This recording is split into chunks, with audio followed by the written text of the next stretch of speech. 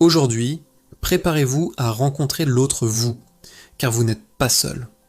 En ce moment même, nous allons nous adresser à la partie la plus primitive de votre être, votre microbiote. Ce n'est pas juste une question de digestion.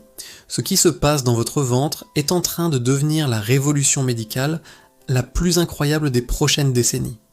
Vous possédez en vous un véritable organe, un organe extra-humain qui pèse plus lourd que votre cerveau et sans lequel vous seriez mort. Il contrôle votre poids, vos émotions, votre immunité et même votre personnalité. Êtes-vous prêt à découvrir comment cet alien intérieur pilote votre vie ? Bienvenue sur Belle Santé. Partie 1. Nous sommes des aliens. La nature du microbiote. Pour comprendre notre santé, il faut d'abord se rappeler ce qu'est une bactérie. Ce sont les doyennes de la vie sur Terre, apparues il y a des milliards d'années, sans années. Elles sont invisibles à l'œil nu, microscopiques, mais elles sont absolument partout. Sur votre peau, vos lunettes, l'écran de votre téléphone. Mais le plus fascinant, c'est leur présence en nous. Imaginez ceci.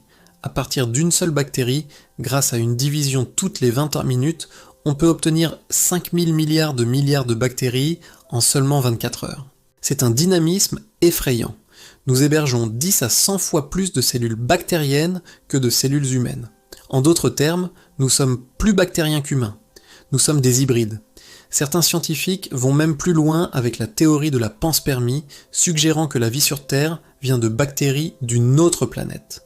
Si c'est le cas, nous sommes peut-être littéralement des extraterrestres pilotés par nos bactéries. Partie 2. L'organe oublié. Anatomie et chiffres. L'essentiel de ces créatures vit dans notre tube digestif. C'est ce qu'on appelait autrefois la flore intestinale. C'est une communauté diverse de 100 000 milliards de bactéries. Cela représente environ 2 kg de biomasse dans votre ventre. Pour comparaison, le cerveau d'un homme pèse environ 450 grammes, celui d'une femme un peu moins, mais il est plus performant, rassurez-vous. La concentration de ces bactéries augmente tout au long du tube digestif, depuis la bouche jusqu'à l'anus.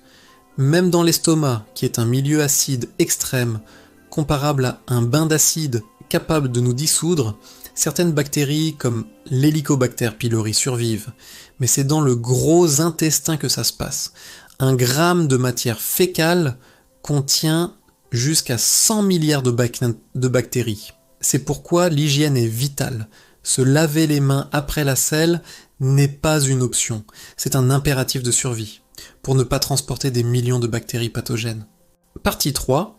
Amis ou ennemis, la guerre intérieure. Notre santé dépend d'un équilibre subtil.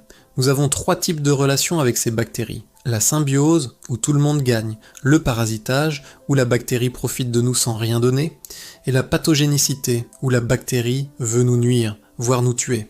Dans notre intestin, c'est une lutte de territoire permanente entre les bonnes bactéries, les good guys, et les mauvaises bactéries, les bad guys.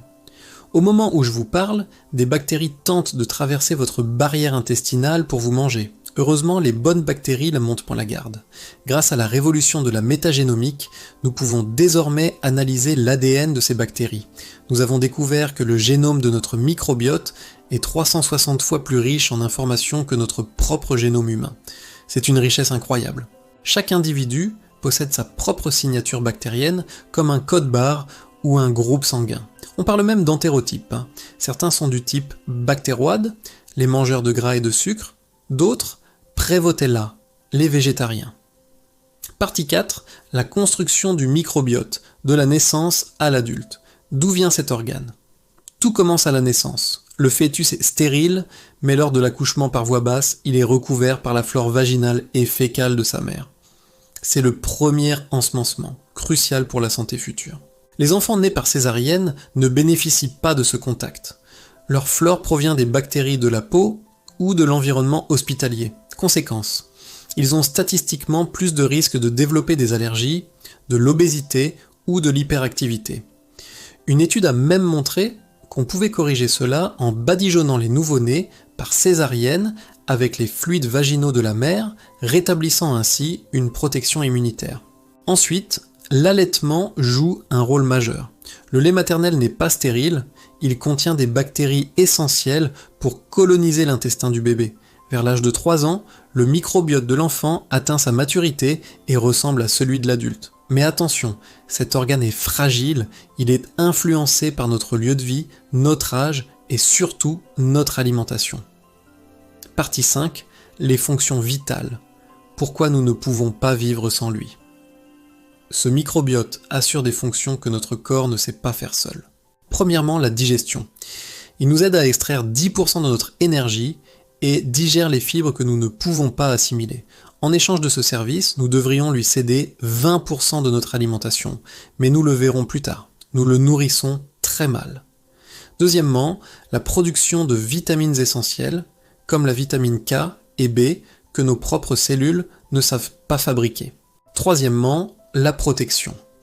Le microbiote forme un véritable tapis vivant sur les 1000 mètres carrés de surface intestinale. L'équivalent d'un terrain de tennis ou plus, il empêche les intrus de s'accrocher. Sans ce tapis, c'est la porte ouverte aux infections. Quatrièmement, l'éducation du système immunitaire.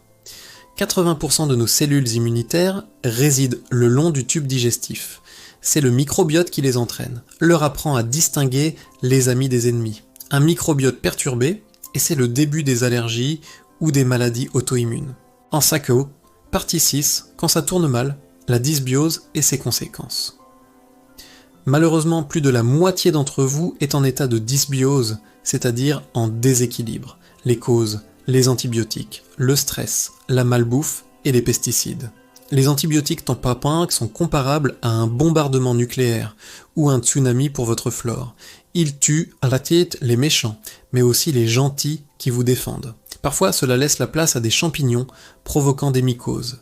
Les pesticides, en particulier le glyphosate, Roundup, modifient radicalement la flore et favorisent des bactéries toxiques comme celle du botulisme. Le stress, lui, affecte directement la digestion. Les expressions populaires ne mentent pas. Avoir la peur au ventre. Ça me fait chut, je ne l'ai pas digéré. Quels sont les symptômes de la dysbiose? Les ballonnements, les gaz et une haleine putride. Parlons des gaz. C'est sérieux. Les bactéries fermentent et produisent des gaz, CO2, méthane, hydrogène. Le méthane et l'hydrogène sont explosifs. C'est rare, mais il existe des cas documentés d'explosion intestinale lors d'opérations chirurgicales à cause de ces gaz. Au-delà de l'anecdote, si vos gaz sentent la putréfaction, c'est le signe que vous digérez mal les protéines et que votre flore est toxique. Partie 7, le microbiote et les maladies graves, obésité, cœur, cerveau. Le lien entre microbiote et obésité est prouvé. Les personnes obèses ont un microbiote différent, pauvre en diversité. Plus incroyable, l'obésité est transmissible par le microbiote. Si on prend la flore intestinale d'une souris obèse et qu'on la transfère à une souris mince, la souris mince devient obèse sans changer d'alimentation. A l'inverse, une bactérie spécifique appelée Akkermansia mucinifila semble protéger contre l'obésité et le diabète. Le cœur est aussi concerné. Une flore déséquilibrée transforme certains aliments, comme la viande rouge, en une molécule toxique appelée TMAO, qui détruit les parois des artères et provoque des infarctus. Mais le plus fascinant reste le lien avec le cerveau. L'intestin est notre deuxième cerveau. Il contient 500 millions de neurones, autant que le cerveau d'un chat. Le microbiote produit des neurotransmetteurs comme la sérotonine ou le GABA qui régulent de l'humeur. Une dysbiose peut entraîner anxiété, dépression et même jouer un rôle dans l'autisme ou les maladies neurodégénératives comme Alzheimer. On a montré que des rats exposés à certains conservateurs alimentaires, propionates, développèrent des comportements autistiques. Dans sa pomme. Partie 8. Comment sauver votre microbiote. Les solutions pratiques. La bonne nouvelle, c'est que vous pouvez agir. Voici les règles d'or pour retrouver le biose, l'état d'équilibre. Règle numéro 1. Mastiquer. C'est fondamental. La digestion commence dans la bouche. Si vous ne mastiquez pas, les aliments arrivent intacts dans le côlon. C'est Noël pour les mauvaises bactéries de putréfaction. Manger lentement réduit les ballonnements et améliore l'absorption des nutriments. Règle numéro 2. Nourrir les bonnes bactéries avec des prébiotiques. Ce sont des fibres spécifiques que vos amis bactériens adorent. Il faut en manger tous les jours. Voici la liste de courses pour votre microbiote.